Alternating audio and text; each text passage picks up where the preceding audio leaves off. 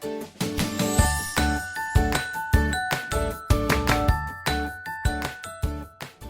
Students, I welcome you all on exam नीति सही दिशा। स्वागत है आप सबका एग्जाम नीति पर मेरे यानी माधवी कुशाग्र गौर के साथ। कैसे हैं आप सब?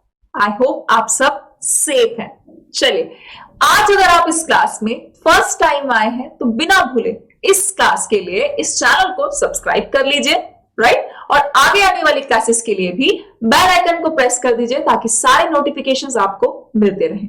बढ़ चलते हैं इस क्लास की तरफ। सबसे पहला वर्ड आज हम 15th क्लास में देखेंगे, वो क्या है? वो है अपमानित करना। सिंपल सा वर्ड है और उसके लिए सिंपल सी इंग्लिश होती है इंसल्ट। मैम ये तो हमें पता था, लेकिन एग्जामिनेशन पॉइंट ऑफ व्यू में और जब आप बातें करते हैं तब आप वहां इतने सिंपल और इतनी इजी वोकैबुलरी का इस्तेमाल नहीं करते हैं, ठीक? तो फिर अपमानित करने को इंग्लिश में क्या बोलिएगा? ठीक है, उसके लिए भी एक वर्ड है, उसे हम कहते हैं अबेस। क्या कहते हैं?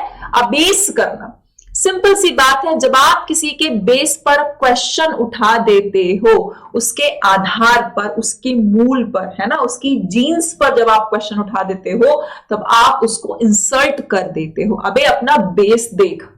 याद करने का तरीका मैं आपको बता रही हूं। जब कोई किसी व्यक्ति के बेस पर क्वेश्चन कर देता है तो वो उसको क्या कर देता है? इंसल्ट कर देता है। तो आज के बाद आप कभी भी प्रॉमिस करिए कि इंसल्ट करने को, आप अपमानित करने को कभी भी इंसल्ट ना बोलकर बल्कि क्या बोलेंगे? अबेस करना बोलेंगे। ABASE, अबेस बोलेंगे। क्लियर है? चलो, अभी इतनी चीज क्लियर है तो आगे बढ़ चलते हैं, ठीक? अगर आपको ये वीडियो पसंद आ रहा है तो प्लीज जितना लोग वीडियो देखा करिए, वीडियो को लाइक भी कर दिया करिए, ठीक है ना? Moving on to the next, उन्मूलन करना। पूरी तरीके से उखाड़ के फेंक देना, समाप्त कर देना। आप क्या बोलोगे? पुट एन एंड टू, है ना? किसी कहते हैं ना बैड प्रैक्टिस को, या किसी ऐसी कोई भी जो कस्टम चला आ रहा है, कोई ऐसी प्रैक्टिस चली आ रही है, या कोई ऐसा बिलीफ है जिसको पूरी तरीके से खत्म करना है ना? कोई ऐसा मत है, कोई ऐसी प्रैक्टिस है जो खराब है, उसको पूरी तरीके से खत्म कर देना, उसको हम कहते हैं अबॉलिश। क्या कहते हैं? अबॉलिश कहते हैं। कैसे याद रखिएगा इस वर्ड को? अबॉलिश करना। साफ साफ यहां पर लिखा है बोली, और जब किसी घर की, किसी मकान की बोली लग जाती है तब फिर उस मकान का घर कहलाना समाप्त हो जाता है, ठीक? खत्म हो जाता है उसका पुराना सफर और वो नए सफर की तरफ बढ़ चलता है। तो यानी कि वो पूरी तरीके से बदल चुका होता है क्योंकि उसकी बोली लग गई होती है। अबॉलिश।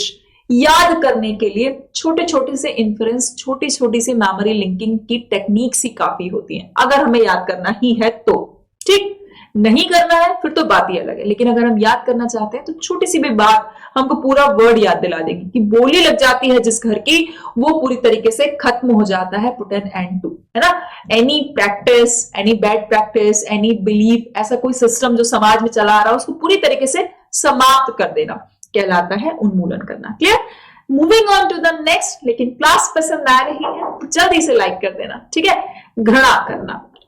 सिंपल सा वर्ड, सिंपल से उसको आप क्या बोलते हो? हेट करना। लेकिन आप छोटे से वर्ड को बस दूसरी तरीके से बोल देना, ठीक है? अब हॉर, ठीक? अब हॉर भी क्या होता है? हेट ही होता है। अबहर का मतलब भी यही होता है, घृणा करना। बस अबहर को हम ये कह देते हैं कि अब और कितनी हेट करेगा भाई, ये बता दे, अब और कितनी हेट करेगा, ठीक? तो ऑलरेडी बहुत हेट करता है, अब और कितनी हेट करेगा अबहर, ठीक? क्लियर? आई होप आपको ये वर्ड भी याद हो चुका है। जल्दी से अगली क्लास की तरफ बढ़ते हैं, अगले सेशन की तरफ बढ़ते हैं, माफ कीजिएगा। पथभ्रष्ट की मैं बात कर रही हूं। ऐसी कोई चीज जो पूरी तरीके से अपने रास्ते से विमुख हो गई है ना? पथभ्रांत हो गई है, पथभ्रष्ट हो गई है। चलना कहीं और था, चल कहीं और रही है। चाहे ऐसा कोई पॉइंट है, चाहे किसी की सोच है ना? तो उसको आप क्या बोलोगे? आप उसको बोलोगे डिविएंट। कैसा है वो? डेविएंट है, क्योंकि वो डाइवर्ट हो गया है ना? तो डिविएंट हो गया। लेकिन डिविएंट ना बोलकर आप उसके लिए एक वर्ड यूज करना, अबेरेंट। क्या यूज करना? अबेरेंट। देखो, अबे याद करने का तरीका, अबे तू सड़क पे खड़े होके रेंट कर रहा है, ठीक है? गुस्सा दिखा रहा है, एंग्री स्पीच दे रहा है, ठीक है? एंग्रीली बिहेव कर रहा है। रेंट मतलब होता है बहुत ज्यादा गुस्सा करना, ठीक है, behave in a very angrily manner. तो किसी को आपको ये कहना कि तू अभी भी सड़क पे खड़े होकर रेंट कर रहा है, क्या तू पथभ्रष्ट हो गया है, क्या तुझे बात समझ में नहीं आती, क्या तू डिविएंट हो गया है। तो आई होप अब आपको यहां से दो वर्ड्स याद हो गए, एक तो एबेरेंट याद हो गया, रेंट याद हो गया कि बहुत ज्यादा चिल्लाना, गुस्सा करना। देखो RANT रेंट मतलब तो होता है गुस्सा करना, चीखना, चिल्लाना, ठीक है, बहुत ज्यादा नॉइजी वे में बोलना, बात करना। और RENT रेंट मतलब होता है किराया।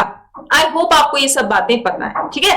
RANT रेंट मतलब गुस्से में बात करना, बहुत ज्यादा एकदम अग्रेसिव होके बोलना, और RENT रेंट मतलब किराया। चलो आगे बढ़ते हैं, नेक्स्ट वर्ड को देखते हैं। मूल्योच्छेद करना मतलब उखाड़ के फेंक देना, समाज से किसी भी चीज को उखाड़ के फेंक देना।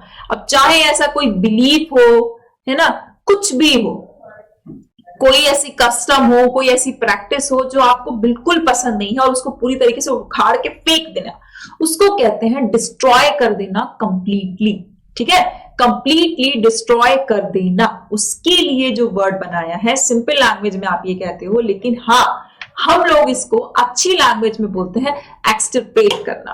बेटा क्या बोलते हैं? एक्सटिरपेट। देखो पेट, पेट पर, एक्स्ट्रा निकले हुए पेट पर, एक्स्ट्रा, एक्सट्री से याद कर लेना, एक्स्ट्रा, एक्स्ट्रा निकले हुए पेट पर एक्स चला दी, ठीक है, मतलब उसको पूरी तरीके से समाप्त कर दिया। एक्स्ट्रा निकले हुए पेट पर ऐसा याद करना, एक्स्ट्रा प्लस पेट, ठीक।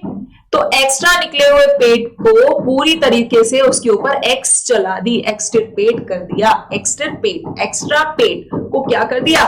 खत्म कर दिया, समाप्त कर दिया पूरी तरीके से, क्या कर दिया? उसको डिस्ट्रॉय कर दिया, इरेडिकेट कर दिया। चलो क्लास पसंद आती जा रही है तो जरूर लाइक करते चलना।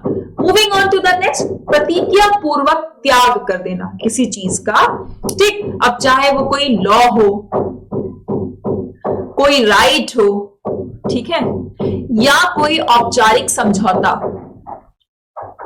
ठीक है, चाहे कोई लॉ हो, कोई कानून हो, कोई अधिकार हो, अपना ही खुद का हक हो, या कोई औपचारिक समझौता हो, तो आप जनरली क्या बोलोगे? रिजेक्ट कर देना, ठीक है।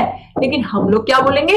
हम लोग अब से अच्छी लैंग्वेज में बोलेंगे अब्जोर कर देना, किसी चीज को अब्जोर कर देना। अब जोर लगा के क्या फायदा, ठीक। अब तो वो पूरी तरीके से त्याग कर ही चुका है, ठीक। अब तो वो पूरी तरीके से अपने राइट का, अपने अधिकार का, अपने हक का त्याग कर ही चुका है। अब चाहे कितनी भी कोशिश कर लो, वो वापस अपना हक नहीं मांगेगा। अब जोर लगा के क्या फायदा? अब जोर याद करने का छोटा सा तरीका, कितना ब्यूटीफुल वर्ड हम याद कर लेंगे, अब जोर। चलो नेक्स्ट वर्ड की मैं बात करती हूँ, निर्दोष सिद्ध करना। आपने अलग अलग इसके सिनोनिम्स पढ़े हैं, है ना। तो कुछ लोग कहते हैं अब्सॉल्व करना, अब सॉल्व कर देते हैं इस मामले को, अब सॉल्व कर देते हैं, चलो तो तुम निर्दोष हो, है ना। ऐसे कह के कुछ लोग याद कर लेते हैं कि अब सॉल्व कर देना, है ना। जैसे अब्सॉल्व होते हैं मतलब किसी को बिल्कुल कह देना कि ये इनोसेंट है, इन्होंने क्राइम नहीं किया है ना, तो ये अब्सॉल्व कर देना।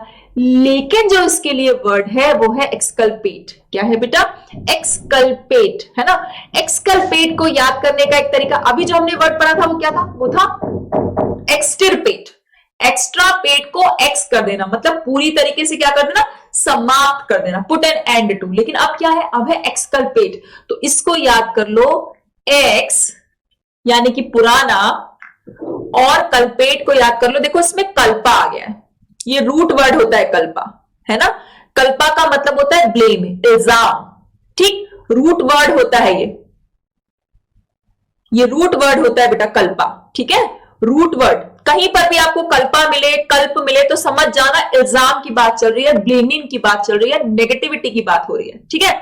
जैसे यहीं से वर्ड बना है कल्प्रिट, ठीक। कल्प्रिट मतलब अपराधी, ठीक। अपराधी होता है कल्प्रिट, वो भी यहीं से बना है कल्प से, ठीक। कल्पेबल, ठीक, इल्जाम लगाने योग्य जो व्यक्ति होता है, जिसके ऊपर दोषारोपण किया जाता है, वो कल्पेबल होता है। इसके लास्ट में एबल आ गया तो ये क्या बन गया, एडजेक्टिव बन गया, कल्प प्लस एबल, जिसके ऊपर इल्जाम लगा दिया जाए, कल्पेबल। तो वहीं से ये वर्ड बना है कल्पा। तो एक्स कल्प्रिट है, मतलब वो पहले अपराधी था, अब नहीं है। ये कहकर आप किसी को क्या कर सकते हो, निर्दोष सिद्ध कर सकते हो। याद करने का मैं छोटा छोटा तरीका बता रही हूं, वर्ड्स के अंदर अप्रोच करने की एक बहुत गुण, एक बहुत एसोटेरिक, मैं आपको एक नीति बता रही हूं, ठीक, एक पॉलिसी बता रही हूं। सो यस, निर्दोष सिद्ध करना, ठीक है।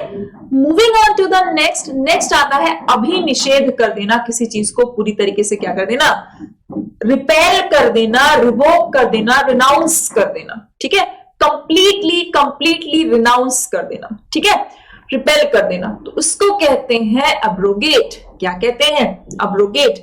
आप रो जाके गेट पर, क्यों, क्योंकि अब तो तुमको पूरी तरीके से निरस्त कर दिया गया है, ठीक है, भंग कर देना, भंग कर दिया गया है, ठीक है, रिपेल कर दिया गया है, रिवोक कर दिया गया है, रिनाउंस कर दिया गया है, ठीक है।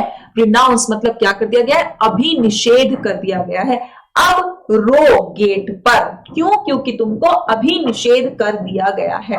सो आई होप आपको यहां तक कोई भी कंफ्यूजन, कोई भी डाउट्स नहीं आ रहे, ठीक है।